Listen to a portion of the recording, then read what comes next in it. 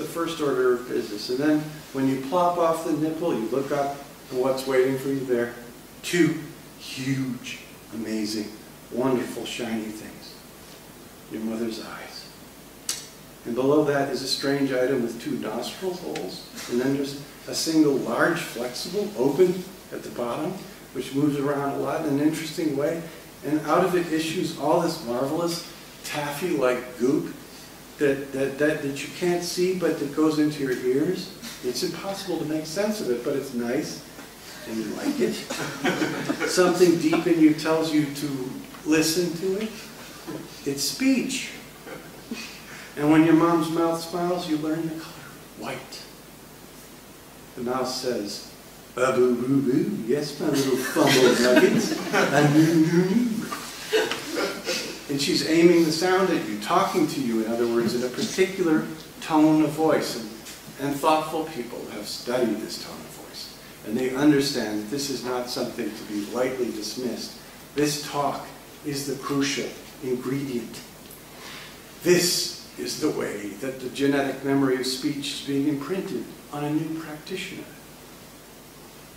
Baby talk, which is full of rhyme, is really the way that you learn to figure out what's like and what's not like, and what's a discrete word or an utterance, and what's just a transition between 2 words. How does it happen? Well, it happens gradually, and it happens by matching within and matching without. First, you have to learn that a certain feeling in one part of your body, your tongue, matches with a certain feeling in your brain, which is the sound. A slightly different feeling in your tongue matches with a different sound coming out of your mouth, and a different sensation of muscular control registering in your brain.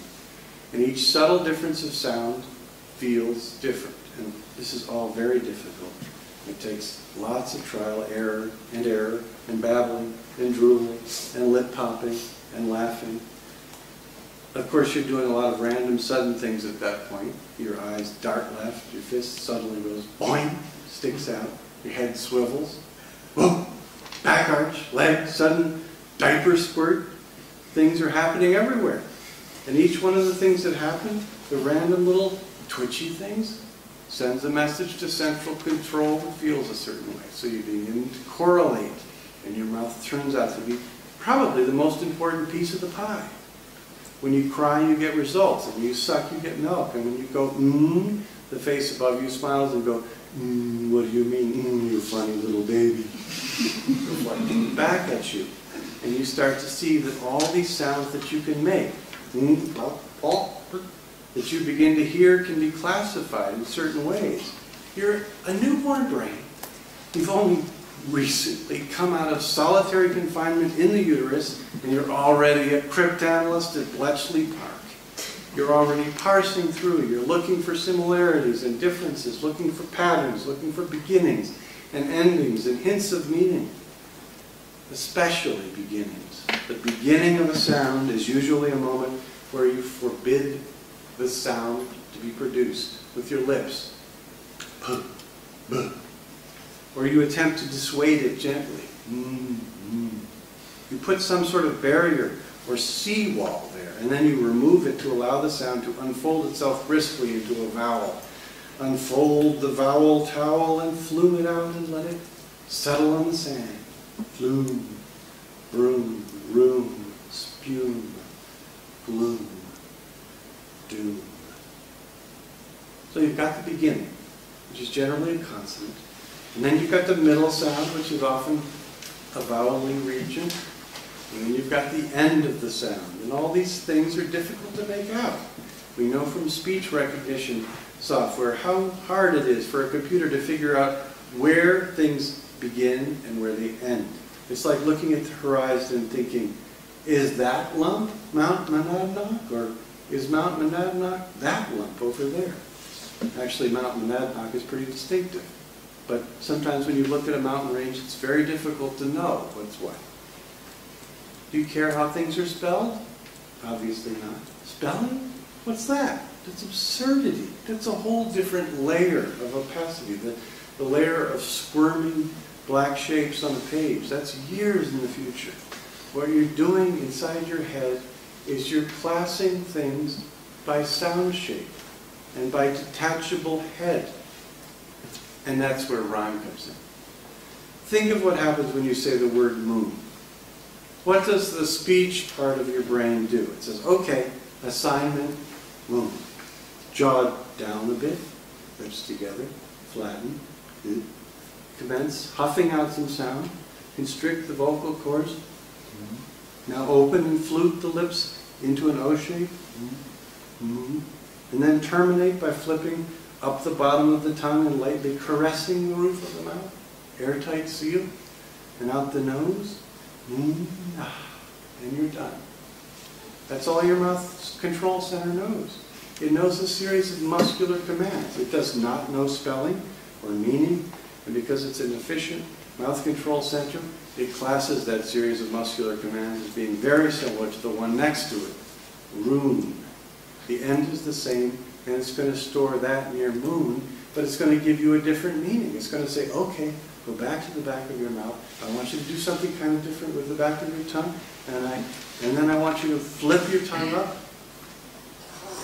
Don't roll it. Don't roll the R. Don't trill it, because you're not Sarah Bernhardt.